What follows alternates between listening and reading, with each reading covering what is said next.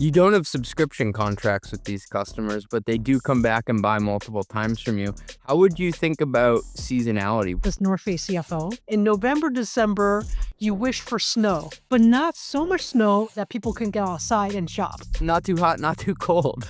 The Goldilocks of a cold winter. Taco Bell. What does a 39-cent taco teach you about margins? The restaurant business is probably the hardest business in the world to make money. You gotta squeeze blood from a rock. If you heard a CEO say, well, that's nice, but we can't afford to invest in purpose, what are they missing? Business has a purpose. If you don't believe you should invest in that purpose, it calls into question, do you believe in what your business stands for? How does the pace that CFOs drive impact the rest of the org? Think of a gas gauge. I'm not looking at the gas gauge every quarter or every period. If I'm 6 months in, have I actually completed 50% of what I think I'm going to hit? Is this thing on? Yesterday's price is not today's price.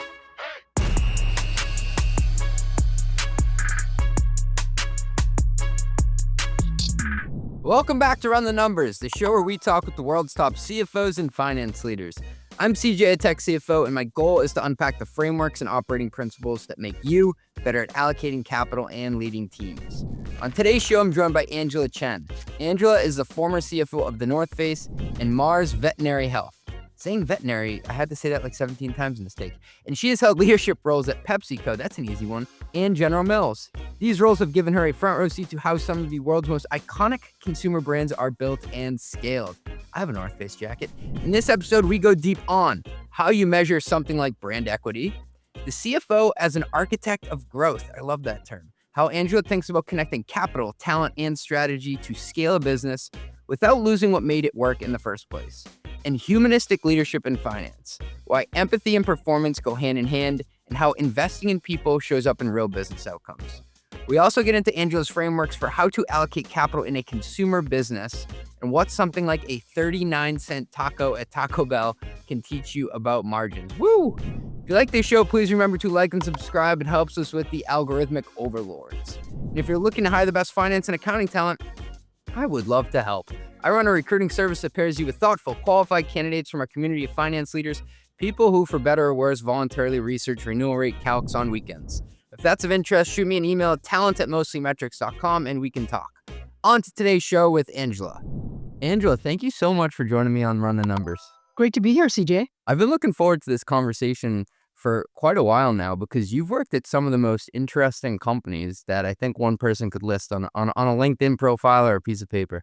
Yeah, no, I've had a pretty fun and wild ride working for Taco Bell and Pepsi, to the North Face, to General Mills and Mars. So it's been super fun.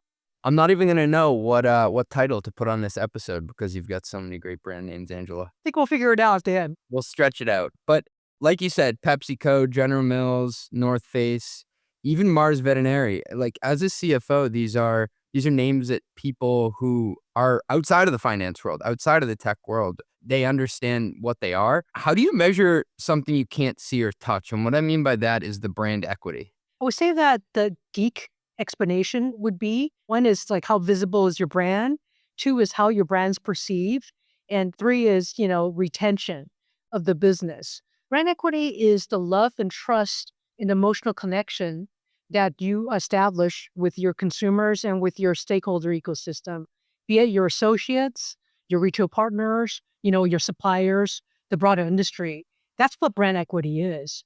And if it doesn't show up cleanly on the balance sheet, how do you know if it's growing or eroding? Actually, it does show up on your balance sheet and specifically P&L. It ultimately translates to high quality revenue and margins, which we could discuss a little bit later. But, you can measure brand equity in the form of consumer surveys, right? NPS scores. We all know about that. So it measures awareness, perception, loyalty. Financial metrics like, do you command a price premium over your competitors, right? What kind of market share do you have versus your competitors? So that's highly correlated to your brand equity. Qualitative feedback like social media, customer reviews, online reviews, those are all things that is highly correlated to your brand equity. But ultimately, like I said, it translates to revenue and margin expansion. Revenue and margin expansion. I love that. It's something that you can't immediately wrap your hands around to say, well, that was because of the brand. But over time, it serves as a moat, and that ends up in margin expansion and eventually free cash flow. Absolutely. Angela, you've said that the CFO is the architect of growth. What does that mean beyond just protecting the downside? And by the way, I love the phrase, the architect of growth. I've been privileged to be part of some really great growth stories, which some stories I'd love to share in this episode, right? But first and foremost, a CFO obviously is a fiduciary. That for me is table stakes. That is risk management, it's controls, protecting the downside. But for me, ultimately, the CEO, when he or she, hopefully she, most likely he, looks for a CFO, he's looking for a strategic partner, who can help identify unique value creation opportunities, right? Through a deep understanding of the brand, through a deep understanding of the community it serves, be it a consumer, like I said, the supplier, the retail partners, associates, the broader, industry. It's also a deep understanding of what kind of capabilities are needed to grow the business. So that's what a growth architect intuitively understands and will win investments to grow the business. That's what an architect of growth does. So you develop the strategies, you develop the strat plan, you write the investment thesis, you secure and deploy investments to help grow the business. That's what a growth architect does. It's fascinating because just reflecting back on it live, it sounds like you're identifying the levers within the business that you can pull. Correct. And seeing around the corner. So there are, levers that is appropriate for given the current context. But a CFO, a good one, I think, could help the business together look around the corner and say, what is the future opportunity we could win in? What are some of the future capabilities that we will need to build now to drive a sustainable business that hopefully is generational? So that's what a CFO does. I've learned at the feet of some really great CFOs and been given opportunities to grow consumer brands in, great marketplaces. That's sort of my journey as a CFO. And you connect money, ideas, and talent. Which of those do you think companies consistently underinvest in? First, I like to say that the CFO obviously sits in a very unique chair, looks across enterprise, and have the unique opportunity to say, how do we connect dots? Money obviously as a CFO, right? Finance, ideas, value creation ideas, and talent. You need people, you need talent to bring those great ideas to fruition. It's hard to generalize about whether or not companies under or overinvest. It depends on the company. So for a business like the North Face, which I was the CFO for over a decade and helped grow that business, it's a product company. So we work really hard on product innovation. So those are ideas that we reinvested behind. For Mars Veterinary Health, which is the world's largest veterinary company, so think animal hospitals. There's no animal hospital without vets. So we invest really heavily on veterinary professionals. So I would say that it depends on the context and the business you're in. So some businesses need to work hard on ideas.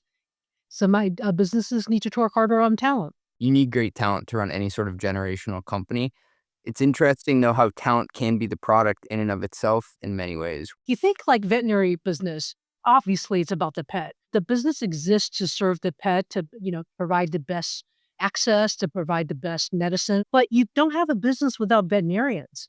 So in the veterinary business, the most valuable thing, it's kind of contrarian, isn't on the balance sheet. You're like, okay, I have this much, assets in animal hospitals. All right.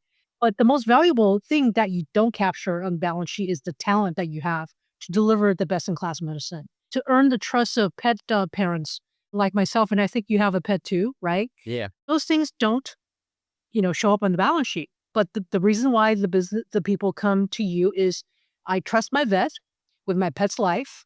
My pet is my child. So to invest in the talent in the hospital is actually probably the most important first thing that we needed to do. I remember speaking to someone who was a partner at a management consulting firm, and he said, CJ, it's a beautiful business in some respects because my assets that I run the company on, they enter and leave the building each day in the elevator. He said, but from another sense, it's a scary business to run because my assets enter and leave the building every day in the elevator. Yeah, I mean, you think about it, our doctors and the nurses that support the doctors, that exists in human healthcare as well as animal healthcare. What's unique about animal health is it's got a very different revenue model. It's all fee for service. There's no insurance. I mean, veterinarians enter the business because they love pets. They're not really in it to make money, most of them.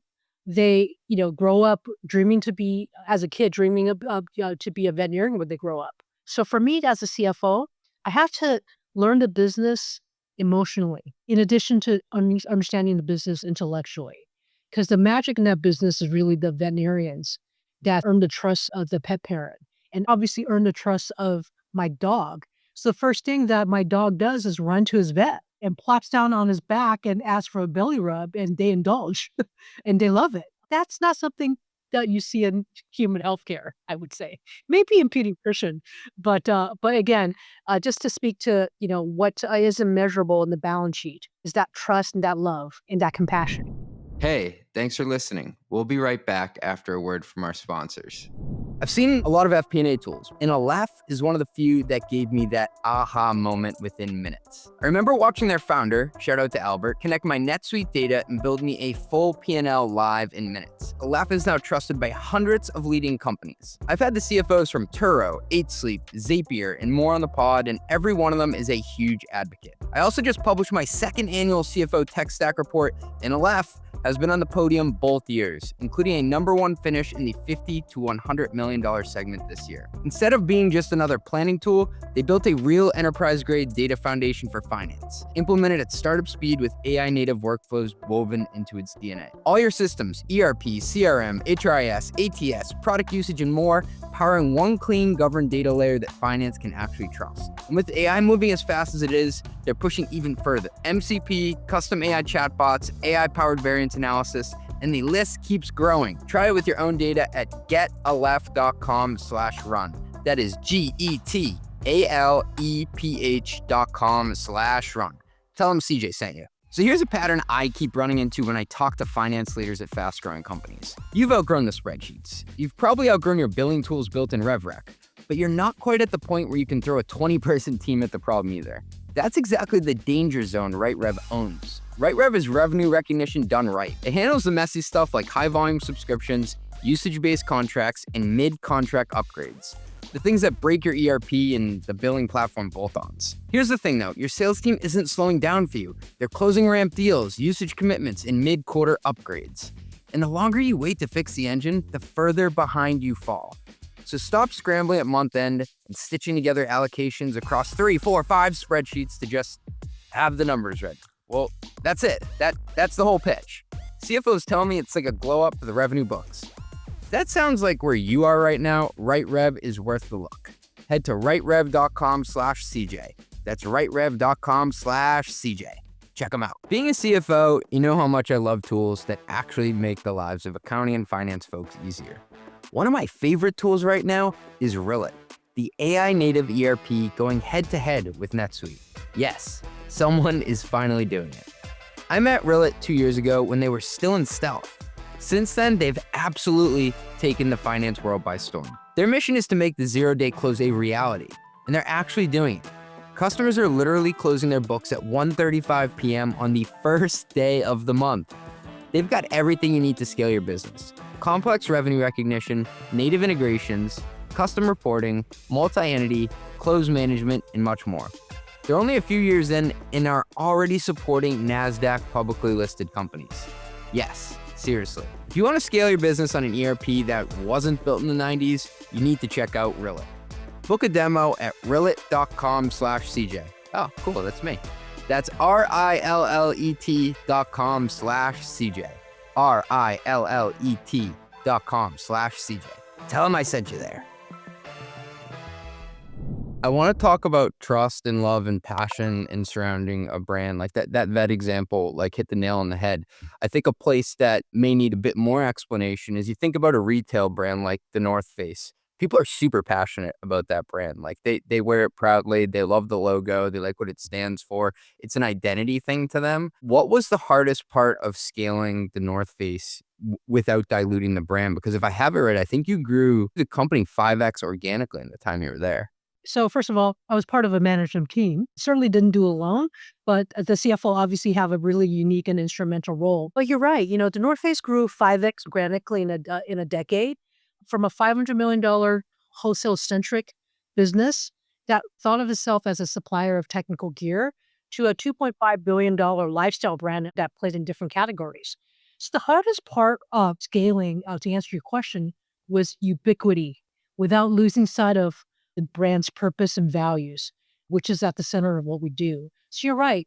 The North Face stands for certain values: conservation, sustainability, love of nature, community, because the outdoor participation is a communal activity. Unlike athletics, which, sometimes could be a solitary pursuit, it's about winning and losing. The outdoors is about inviting everybody in. So for us, to be ubiquitous without losing sight of the fact that we're here to enable outdoor exploration. We're here to provide access to underserved communities, because unfortunately it's still mostly affluent and white. That is, what help us stay true to the brand and without diluting what makes the brand special. Again, I left the North Face about 10 years ago. It's really leaned heavily into more fashion. So there's a certain role to play in that, but never losing sight of the fact we're here to make gear that's athlete tested, expedition proven. That's at the core of the business. And that's what made people, I think, loyal to the business. Angela, can you elaborate on that shift from being a technical brand for people actually climbing the mountains day to day? They use this stuff to survive out in the wilderness, to a lifestyle brand. I just think that's so fascinating that you were able to broaden kind of the total addressable market. A transformational moment or inflection point, I would say, happened in 2009. So 5 years into my tenure as a CFO, part of a very long-serving management team. We said, you know what, this brand needs to think bigger, right? We are not a supplier. Yes, we certainly are, but that's not why we're here. We're here to enable exploration. And that just opened up the brand aperture so much broader and allow us to play in different areas. We're just not here to make tents and bags, for the Everest expedition, for that elite mountaineer. I'm here to bring the outdoors to everyone. So to make outdoors accessible. So we started making gear that would outfit you in the harshest New York winters. Yeah, that's cool too. We shouldn't just make sizes for a certain course. So there was a huge debate on, expanding sizes so that everybody of all shapes and sizes could wear North Face and go outdoors. Oh, how fascinating. Yeah, I mean, there were like huge debates about, oh, do we do plus sizes? We should welcome women to the outdoors. So we started making more women's gear that's tailored to the women. There are women-specific needs for gear and outerwear. We invested heavily in trail running, but then trail running needs to protect you from the elements. So those are all things that we thought about. It's like, where do we have the right to play? And we said, yes, we can. We have a right to play, and let's make gear for people. So yes, the logo wear you talk about, people are proud of that badge. I have to say, really high margin t-shirts, right? It's a fashion business. Don't lose sight of why why you exist. I talked to a lot of tech CFOs about going multi-product and deciding, hey, do we have the right to compete in this area and win? And I think it's very similar within, even more so within a retail company. If you look at like a Lululemon that started out as, you could call it semi-technical gear, but for the yoga people, right? And then it expands into running and working out, and then it becomes a lifestyle brand. You have to wonder, does this alienate our core audience that we began with, or does it expand it in an organic way that people will be okay with? That is the tension, the source of endless debates when I was at the North Face, when we quintupled the business. Because we were all very fearful that we would lose sight of what made us special and what made us core. When we got comfortable with we're here to expand the community, we're here to invite people in so that they could recreate in the outdoors and invite more allies in conservation, then we felt good about that brand evolution. We're going to come back to talk about humanistic leadership and some of your philosophies around running high performing teams in a human way. But I do want to pause to talk for a couple minutes about the economics of retail and consumer brands, because it seems like a good transition point. I've heard you use the phrase quality of revenue before. What makes revenue high or low quality in your experience? First and foremost, is that revenue profitable? Very basic. You could get more revenue, but if it's really no margins, it really does the business no good long term. So the quality of revenue is high margin revenue, number one. Another angle is, am I diversifying my revenue base? So every brand has a hero product or multiple hero products. But have you become so reliant on that hero product? Like Nike Air Force One, it became so ubiquitous that they diluted the specialness of Air Force One. As Nike reset, right, they really cut down on the distribution of Air Force One. So do you have good revenue diversification of high margin products so that you're not over reliant on, like I said, the hero product? What was your hero product at the North Face? The Nolly jacket, I've had a couple of those. the Nupsy Puffy jacket, that geometric dome that you see on top of Everest for Everest expeditions. All these products stand for top quality, right? Products that can stand the test of time. So all these products have lifetime warranties. We stood behind that, and it could go into the accounting of warranty reserves, which we won't get into. We stand behind our products at the North Face. Okay, so high quality revenue. That's the first thing. I think diversify revenue base, so you're not over relying on that. Repeat purchases of your loyal consumers. So, lifetime customer value is a really important metric. The North Face consumer most likely is a lifetime consumer. So getting revenue from that lifetime consumer, but inviting more consumers in. So unfortunately, from what I understand now that I've left the outdoor industry for 10 years, is that the outdoor consumer is aging. So you want to invite new consumers in. So that for me is high quality revenue. So are you getting it from certainly lifetime consumers, but are you building the next generation of outdoor consumers, engaging her in the right platforms and venues? That's, in my mind, quality of revenue as well. You don't have subscription contracts with these customers, but they do come back and buy multiple times from you. How would you think about seasonality? Would you hope that somebody who's loyal to the brand, I'm making this up, buys one thing each season? Would you split it up into quarters? How would you look at it? The holy grail of the North Face is we are a heavily Q4 business because it's still a winter brand. The holy grail is how do we become an all-season brand? And that was one of the reasons why we expanded into outdoor athletics. You want to recreate outdoors in the summer, but building that revenue in the summer is super hard. I mean, 80% of the revenue was done in Q4. Diversifying the seasonality is also quality of revenue too. I do not want to be sweating bullets on December 31st on whether or not we made our year. We were speaking to Mateo Bryant, and he's the CFO of Minted. They do the greeting cards. So you get Christmas cards, holiday cards, anniversary cards, and it says Minted on it. And he was saying whenever his board asks him, like, are you going to hit the plan this year? He's like, I'll let you know. In the last couple of days, I think he said more than 60% of his revenue comes in the last month. And then within that, like an even higher concentration within the last week. I actually listened to that episode. It was fascinating. You're right. It has really strong echoes to the North Face. We do have a bit of a preview of the season when we look at the weather forecast. That's a really cool insight. In November, December, you wish for snow, but not so much snow in come winter that people can get outside and shop. Not too hot, not too cold. The Goldilocks of a cold winter. Would your analytics team really look into what the weather patterns were going to be, or was it just like cursory checking the news? I had it on Google Alert. If it's snowing, people feel cold, they're going to go buy a jacket, right? Yep. There were a couple of really harsh winters, harsh from the weather standpoint. With global warming, winters just are not as cold anymore. People don't want to buy down puffy jackets when it's warm outside. That's why having a more diversified seasonal business that's more heavily weighted toward spring and summer was a holy grail. I think it still is. I was sitting next to a CFO in the aftermarket auto parts industry, and he got a Google alert on his phone like, oh man, it's going to be an absolutely brutal snowstorm in Chicago this week. He's like, that's going to mean a lot of parts. And then he's like, pauses for a second. He's like, but I hope nobody gets hurt. Exactly. Hey, thanks for listening. We'll be right back after a word from our sponsors. Scaling a tech company is thrilling. It's also really, really messy. Just ask anyone who's done it, or anyone who's tried. Better yet, ask EY. They've seen startups at their best, and in their most fragile moments. EY knows you don't start a company to burn cycles on regulatory hoops, discounted cash flows, or the fine print of SEC Form S1. Although you probably do know I love myself a good S1 if you've listened to or read my stuff long enough. You can't ignore these things. That's how risk compounds. Kind of like negative interest. What you can do is work with EY from day one. They'll help you get it right early and often, so you can stay in builder mode and keep the trains running on time. EY, shape the future with confidence.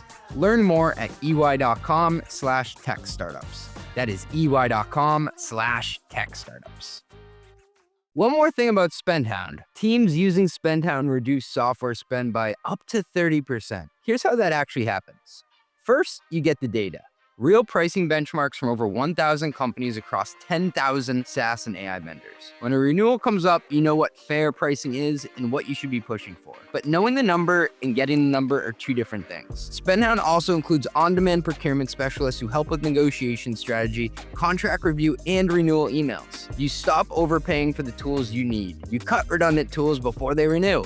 And you negotiate from a position of strength now that you have both the market data and expert support behind you. SpendHound is built by the team behind Yipit Data.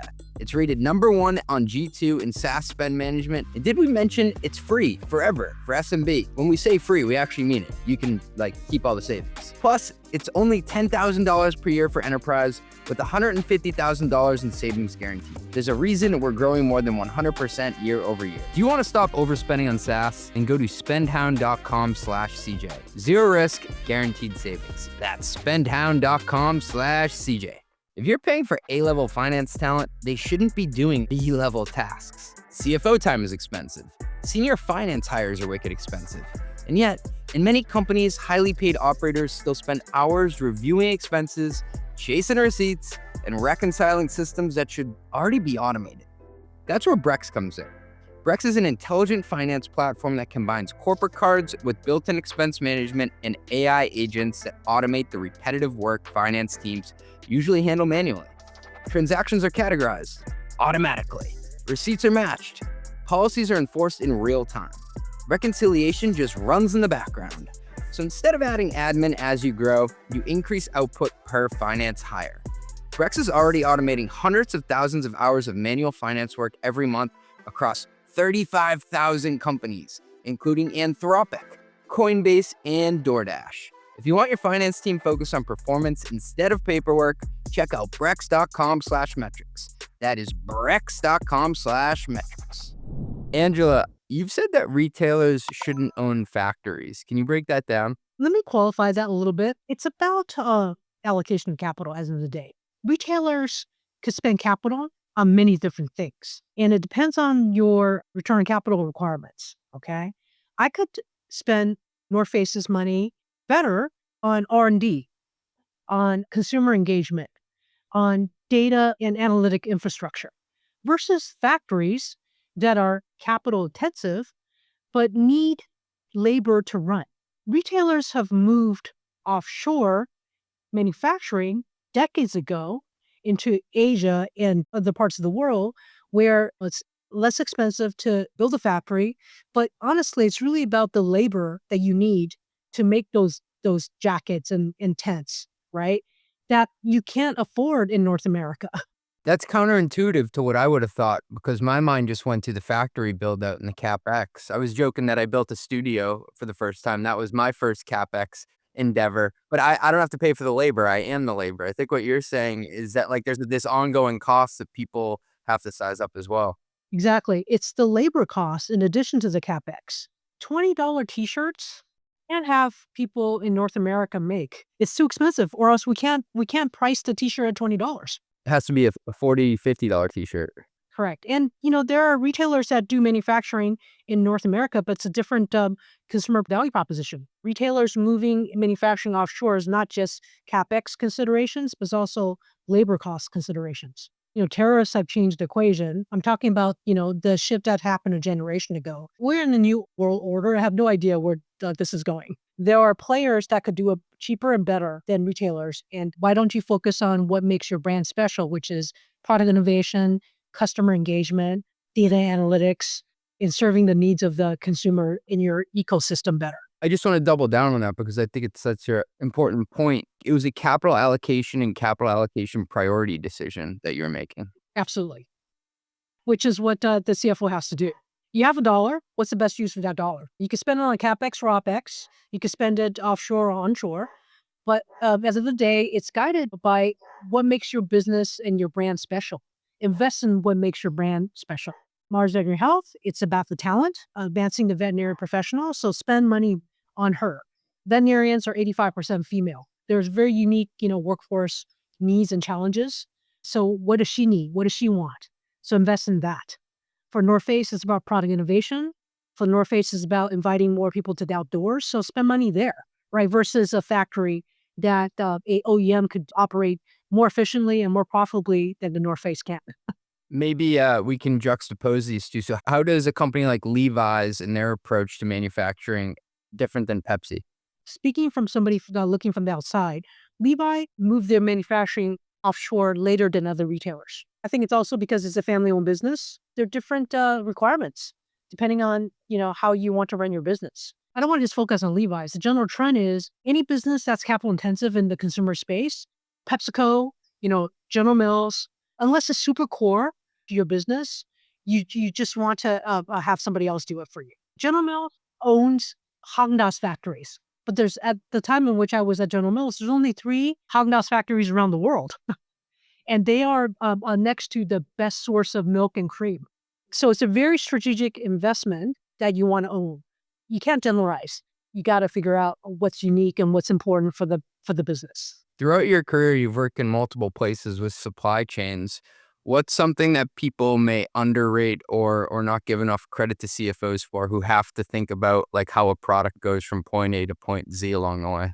I think it's just understanding the entire value chain, the knock-on effects of that entire value chain, and anticipating what's going to come around the corner. Not to over-talk too much on North Face, because that was a while ago. But North Face, a product development cycle is 18 months from inception of that idea to seeing that product on the retail floor or on your e-commerce site. So understanding, what feeds into the product, needs, the consumer needs, even precedes the 18-month development cycle. I had no idea it was that long. And you have to buy inventory ahead of time. So you're making bets on inventory, what would sell. So I'm going to buy 1 million units of that puffy jacket without knowing what the winter's going to be. That's very nerve-wracking. Okay.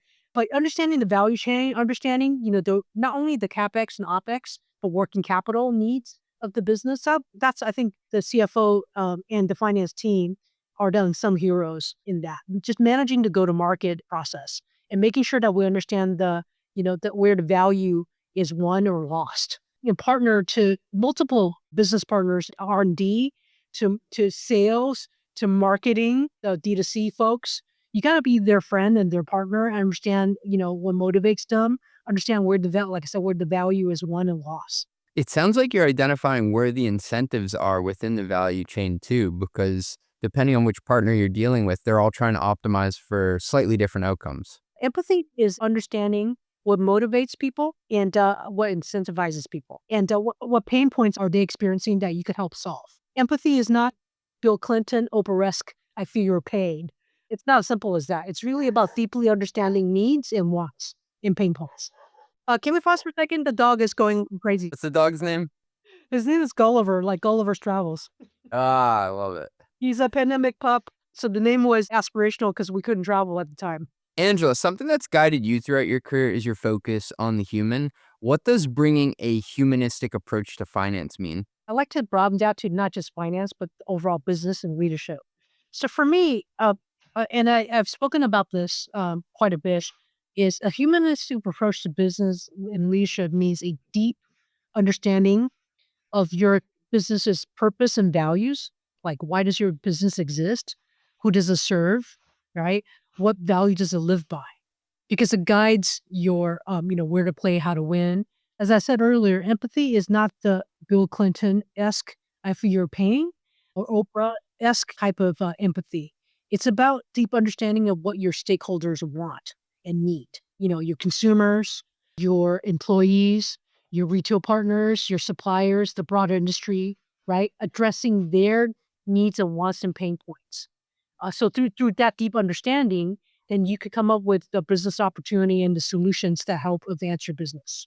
What would you say to people who think that focusing on doing good won't always result in the best economic outcome? Are the two linked?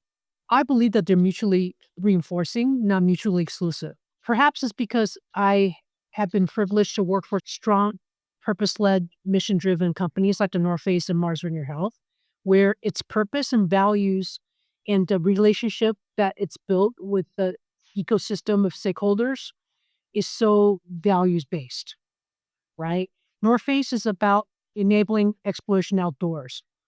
So investing in purpose is about investing in outdoor exploration. Mars Veterinary Health is about animal health. So the purpose is about providing the best-in-class medicine, the best-in-class client experience, the best-in-class access. So investing in that helps your business. So for me, those are mutually reinforcing, not mutually exclusive. I think that is the myth, is that you can only have one without the other.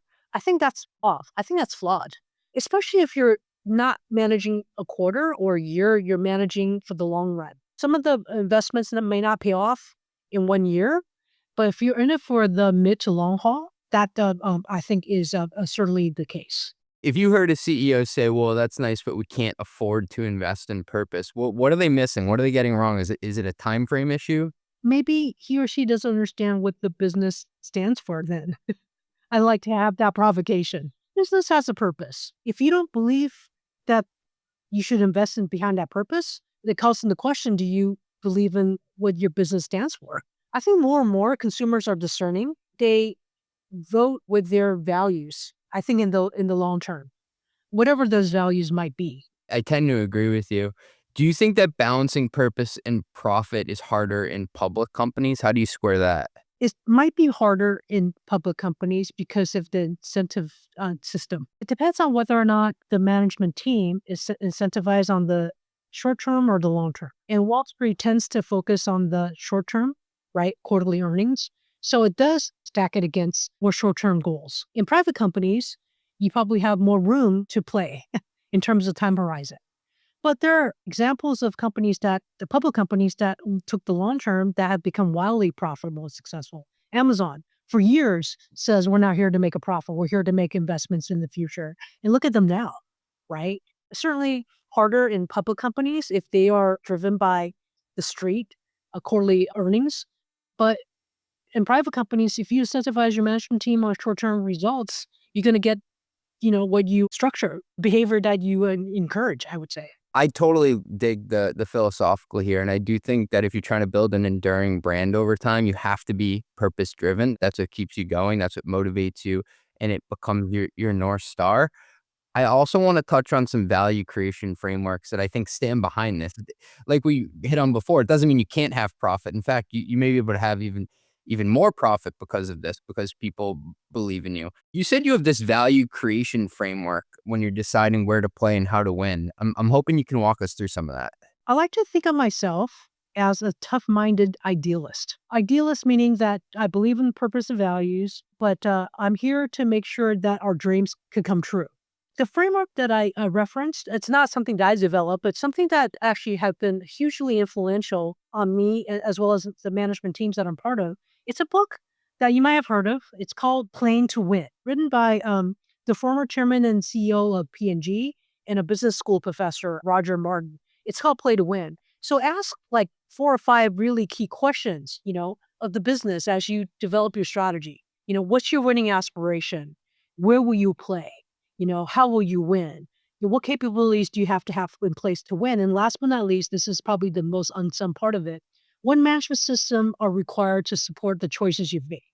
How are you going to run the company? What is the performance culture and operating cadence that you need to make sure that the strategic choices that you've chosen goes from vision to reality? So I would say that framework of strategy development is super, super important. But at the end of the day, strategy is about choices.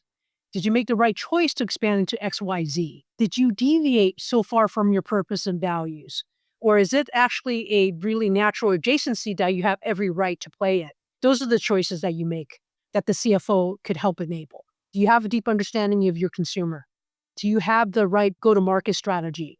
Have you invested in the structural economics of your business? Have you considered the macro trends of the industry that you're in? Have you met the needs, maybe even anticipate the needs of your stakeholder ecosystem? And if you happen to be the leader in the industry, as North Face was in the outdoors or Mars Veterinary Health in the vet industry, you have a responsibility to lead and make the first move that smaller players may not have the financial wherewithal or the ability to influence and shape.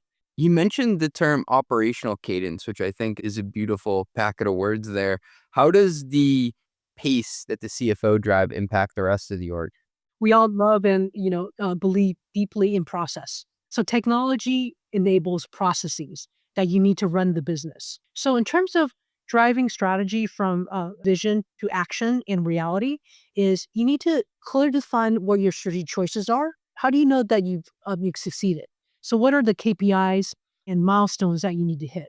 So the strategic choices need to translate into very concrete action plans with measurable results that will tell you you've won. That's the performance culture and operating cadence. For people outside of finance think, oh, you do the budget once a year, right? And you're done. And, maybe you do a quarterly business review every quarter, you're done. I would say that the right operating cadence is that you have a continuous process loop. If I have a strategic choice with these 5 tactics, how are these 5 tactics progressing in a concrete way with the metrics that I've defined for those 5 tactics? And, what percentage of completion have I seen in year, right? So think of a gas gauge. I'm not looking at the gas gauge every quarter or every period. If I'm 6 months in, have I actually completed 50% of what I think I'm going to hit? Or am I going to, by some miracle, hit 80% of my metrics in December 31st? What's fascinating is you described it as a continuous loop. You didn't break it up into this one's annual, this one's quarterly, this one's monthly, this one's weekly. Correct. So your strat plan is typically 3 to 5 year horizon, right? It's your aspiration with some concrete steps. But your annual operating plan, right? It's an operating plan by definition. It tells you what your annual goal is, maybe broken down by month. But what is important is you have to have constant visibility, especially in this world today, it's constantly changing. You can't even afford to just say, I'm going to review my results once a period. You got to say, do I need to actually recalibrate mid-flight? And how do I know that I'm, flashing red, yellow, or green? So that's the continuous process loop that I'm talking about. So again, you got to measure what matters, because if you measure too many things, it means nothing, right? You're just busy. Activity without impact is just busy work, in my personal opinion. The key to instilling the right performance culture and the right operating cadence is defining the right milestones and metrics that you need to hit, having the ability to have real-time visibility and recalibrate and say, you know what, this is going great. Let's allocate more capital, more OpEx to this particular tactic. Or, mid-flight saying, you know what, it's not working. Let's just cut off funding, which is the hardest thing to do. Pry my budget from my cold dead hands, right? Because all CFOs know this, and it's really challenging. Understanding in flight how you need to recalibrate is the operating cadence that I think we all strive to hit. Can you speak to the hardest of decisions there? Can you think back to a time where you have had to mid-flight pull back on budget and how you went about that situation? I could tell you about an early lesson, a very expensive, painful lesson I've learned as a North Face CFO on a project that I should have killed. It deviated so far from our core, but it sounded sexy and fun. And I was too early in my tenure, because I was first year as a North Face CFO, that I didn't have enough, I think, confidence and probably courage to say, time out, this is wasted money. It is to build a battery-powered jacket Oh, really? that would warm you up and cool you down. Cool you down. Take off the jacket. In retrospect, we're not a hardware company. We're not a battery company. So we outsourced it and spent millions of dollars in consulting fees to try to bring a product to market that will have to retail at $1,200 to make any kind of margin. Like I said, it was just the wrong product pursuing a consumer probably that doesn't exist. Looking back at it, you're like, okay, the signals were there. Maybe I just didn't want to have that hard conversation. And I didn't have the confidence, because I'm not from the outdoor industry. I was actually the only person from outside the outdoor industry to complement the team. You need a mix of, experiences and talents. I didn't have enough confidence in the outdoor industry yet when you're in to say, that's a terrible idea. Challenge the head of product. Angela, take us back to Taco Bell. What does a 39-cent taco teach you about margins? You got to squeeze blood from a rock. The restaurant business is probably the hardest business in the world to make money, especially in fast food. In order to make money in fast food, you have to deeply understand your consumer. You have to be technology enabled. You have to basically flip the whole restaurant operating model on its head. So I was a financial analyst at Taco Bell in the early 90s. I'm dating myself. That was my first job out of school. Taco Bell was actually at the forefront of the fast food revolution, which is hard to imagine now, but this is a generation ago. John Martin's his name. There were Harvard Business School business cases written about him and what he did at Taco Bell. He says, Taco Bell is not a restaurant. I'm going to change Taco Bell from a restaurant where most of the capital and the floor space is devoted to the kitchen to a assembly line. So he turned the whole supply chain on its head. So all food has been diced and prepped off-site. So you are there to assemble the tacos. You're not there to make the tacos, like cook it, okay? So you change the whole operating model. So you converted the restaurant. He invested heavily in technology, drive-through. So that Taco Bell consumer is the 18 to 24-year-old male who wants to put that taco in his mouth in 30 seconds. I've been that ICP. There you go. So you understand what I'm talking about. It's about speed of service. It's about fast, cheap food. So I'm going to invest in point of sales technology. I'm going to invest in speed of service. I'm going to invest in R&D on things like tacos with a Dorito shell. Sounds disgusting to me, but maybe not for the 18 to 24-year-old frat guy who's drunk and need, a quick hit. So he turned the entire paradigm on his head. So it became fast food. All the mobile apps, they went first, right, in terms of ordering. So to make money on 39-cent tacos is to flip the balance sheet on his head looking for money. As analysts, and they hired an Army analyst, I ran regression analysis on profitability in half-hour increments to say, how do we even staff labor in half-hour increments? I was able to look at sales mix of 3,000 restaurants the day after in half-hour increments to understand when we made money throughout the day. You had asked me before, are the best analytics people in retail? I would say maybe in fast food. To make money on 39-cent tacos means that you squeezed blood from a rock. I can't beat that story. That was amazing. Angela, I'm going to take you into what we call our long ass lightning round. So the first question I ask every successful leader that comes on the show is, what's an example of something you've messed up on the job before? I'll give an example, actually, a mistake that I made as a people manager. So, we all make technical mistakes, and probably a lot of people could share plenty of stories. Early in my career as a people manager, I was the CFO of Asia Pacific for General Mills, very young CFO, and I was hiring a team. I hired based on resume, the company that the person worked for versus true vetting of the person's experiences and talent.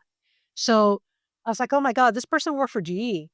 Must be a great person. So looked great on paper, but did not stand the test of time.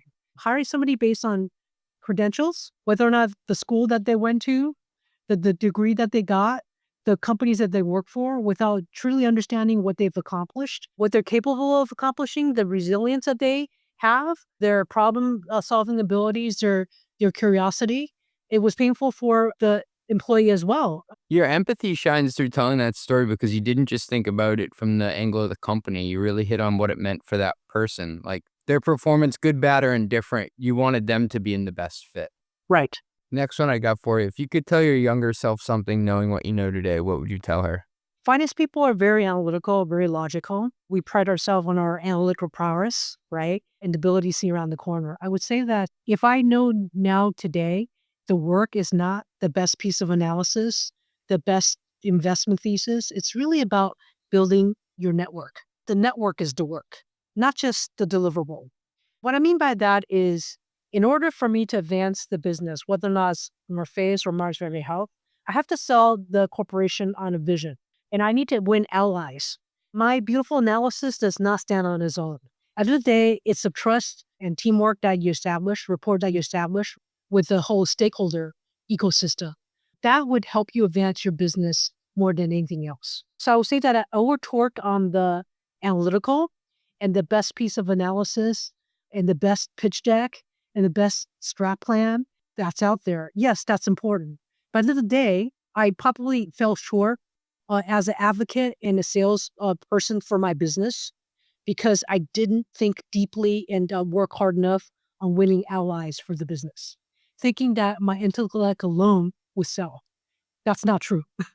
I've made that mistake many times where I just tried to blind people with my science, with the work that I did, and I didn't do the actual work to go and gain buy-in on something, as if I was like a senator trying to get a bill passed. It's not enough just to write it up. You have to go and get allies. That's absolutely true. Yes. Last one I got for you. In all your years, what's the craziest thing you've ever had someone try to expense? Gosh, I hate to keep going back to North Face, but this is the craziest thing that I've ever seen. The product development team tried to expense the rental of a snowcat on a backcountry ski trip What did they need it for?